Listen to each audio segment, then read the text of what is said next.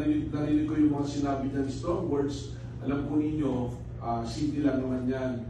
Pag yung iyong argumento, wala kang masasabi na pang-kontra o contradicting doon sa malino na ebidensya, ang gagawin mo, sabihin mo na lang ng bobo at tanga yung isang tao, hindi po ba? Yun po yung pinakamadaling sabihin para pawalang bisa yung mga dokumento o ebidensya nilalabas. Pero ngayon po, ito pong produkto ng pag-iimbestiga ito ng NBI, very unfair naman na tawagin kabubuhan ng kataraan ng NBI na maglabas sa mga dokumento na matitibay. Ang nakikita po kung kabubuhan ng kataraan sa pangyayari ito, yung idadami mo iyong pamilya sa isang illegal na gawain at tapos you will cry na pinupolitika ka. Yung po kanyang pagdadamay, pag-aakusa tungkol sa mga blood culture na pati ang aking pamilya idadamay, kung meron po siyang malino na ebidensya, magkaso siya.